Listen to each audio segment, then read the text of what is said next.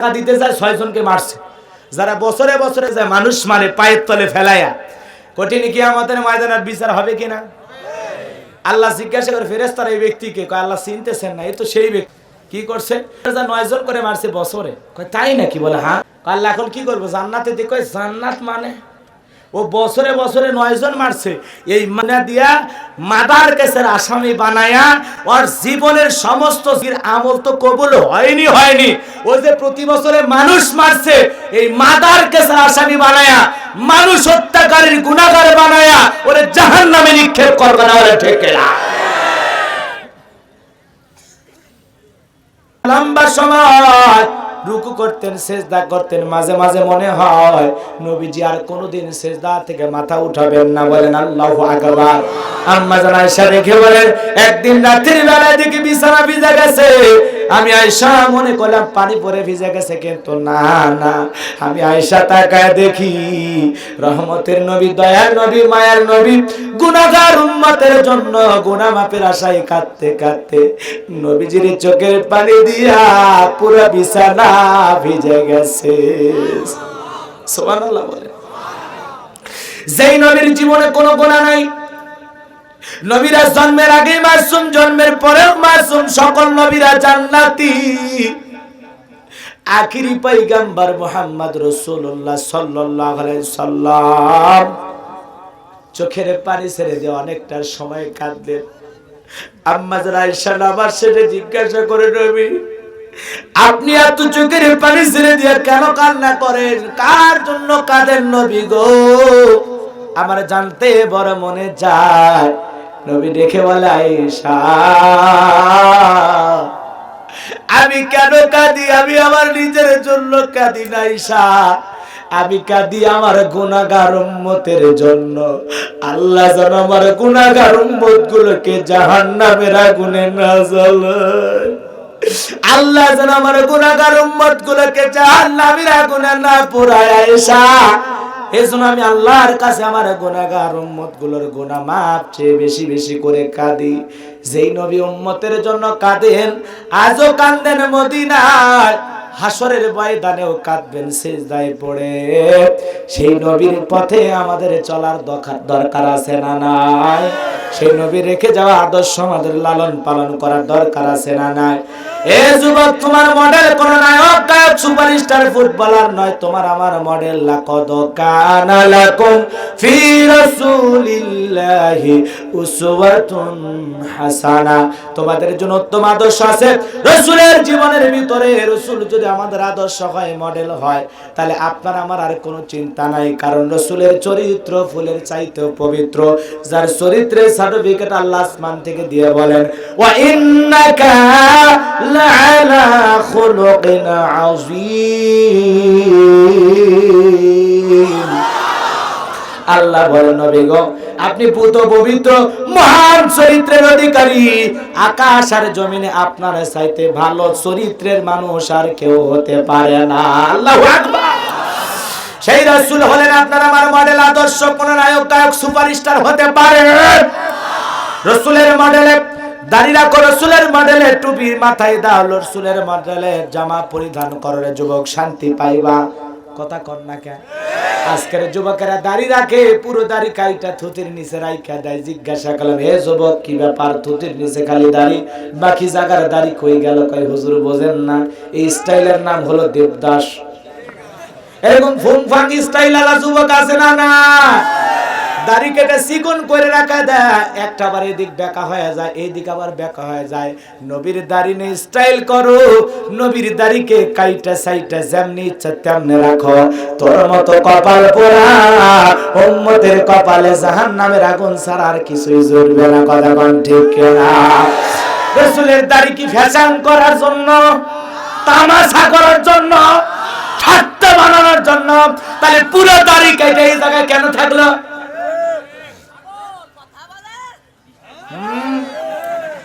কথা বলেন, আমার ডায়লগ আমারে ফেরত দেন না। আজকে আমার ওয়াজ করাই মুশকিল হচ্ছে। এক জায়গায় ওয়াজ করবে, কয় যাই, কয় হুজুর ঠিক কিনা? মানে আমি যে ওয়াজের মাঝে এটা বলি, এখন আমার কাছে কথা বলেন। আর এক জায়গায় ওয়াজ করতে গেছি, একজন কয় হুজুর বলেন তো ওই ওয়াজটা কি, কয় কুতিস কেরে। এগুলো কঠিন অবস্থা হয়। কয় মাইয়ারে তুই অপরাধী না, মানে যা বলেছি সব মুখস্থ হয়ে যায়। তাহলে কি ওয়াজ করব? আপনারাই করেন, আমি এই জায়গায় বসে থাকি। আমার কথা কি ঠিক আছে? রাগ করেছেন? রসুলের দাড়ি না কোনো স্টাইল করবা? করতে পারবি? দেখেন কি আবার এরকম ফুং ফাং করে কাটে, এই জায়গা চুঙ্গার মতো করে রেখে দেয়, হালকা করে, আছে না? দেখছেন না? আমি একজনকে ধরে বললাম কি ব্যাপার, স্টাইল কি? কয় হুজুর বোঝেন না, এটা তামিলের সুপারস্টারদের স্টাইল। তুমি তামিলের সুপারস্টার বোঝো, হলিউড বলিউডের টলিউডের সুপারস্টার বোঝো, কিন্তু পৃথিবীর শ্রেষ্ঠ সুপারস্টার, শ্রেষ্ঠ মডেল মুহাম্মদ রাসূলুল্লাহ সাল্লাল্লাহু আলাইহি সাল্লামকে চিনলি না? তোর চাইতে কপাল পরা উম্মত আর জমিনে নাই। কিসের স্টাইল? দাড়ি না কোনো স্টাইল হবে না। দাড়ি ছেড়ে দাও, দাড়ি ছেড়ে দাও। কথা কন, মনে থাকবে তো ইনশাআল্লাহ? রাগ করেছেন মনে হয়? দিলের কানটা লাগা শুনে যান, রাগ করবেন না বাজান। রাসূল আমাদের জন্য কেঁদে গেছেন, আমাদেরও কাঁদার দরকার আছে না নাই? হযরত ওমর কেঁদেছেন, আবু বকর কেঁদেছেন, উসমান আলী কেঁদেছেন। জান্নাতের সার্টিফিকেট পাওয়ার পরে যারা সিজদা দিয়ে কেঁদেছেন, আল্লাহকে ডেকে কেঁদেছেন।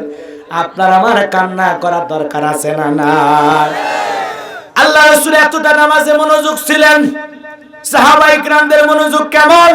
সাহাবীরা যখন মরুভূমিতে নামাজের মধ্যে দাঁড়িয়ে যেতেন, মরুভূমির পাখিগুলো খেজুর গাছ মনে করে সাহাবীদের মাথার উপরে বসে যেত, কাঁধের উপরে বসে থাকতো। কাফেররা তাকায় বলে এগুলো মানুষ না অন্য কিছু, পাখি বইরে থাকে, তাও বলতে পারেন। আল্লাহু আকবার বলেন।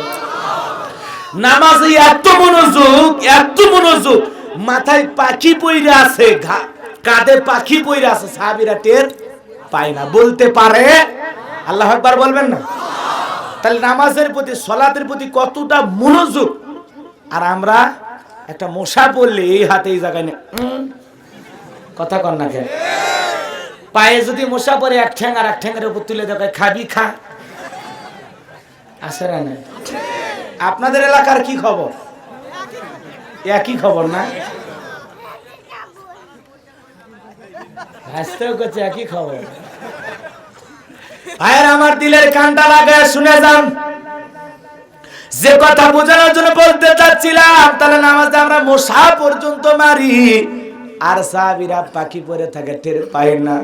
জিহাদের ময়দানে রাসূলুল্লাহ দুইজন সাহাবীকে রাত্রি বেলায় পাহারাদার নিযুক্ত করলেন। সমস্ত সাহাবীরা বিশ্রামে চলে গেলেন, দুইজন দাঁড়িয়ে আছেন। একজন অপরজনকে বললেন, ভাই খামাকা দাঁড়িয়ে থেকে কি লাভ, আপনি বিশ্রাম নেন, আমি পাহারা দেই।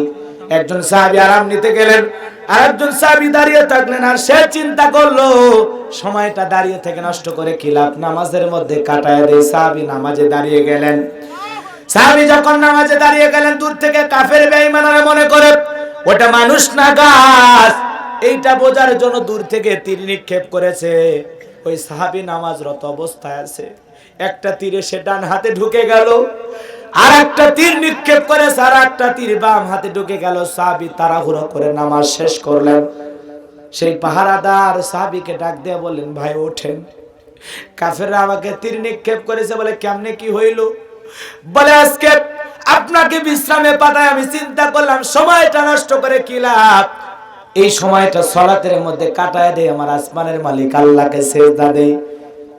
আমি এই উদ্দেশ্য নিয়ে নামাজে দাঁড়িয়ে গেলাম। আর আজকে নামাজের মধ্যে এত মজা পাইতেছিলাম, নামাজ পড়তে মনের ভিতরে এত আনন্দ হচ্ছে, এত ভালো লাগতেছিল।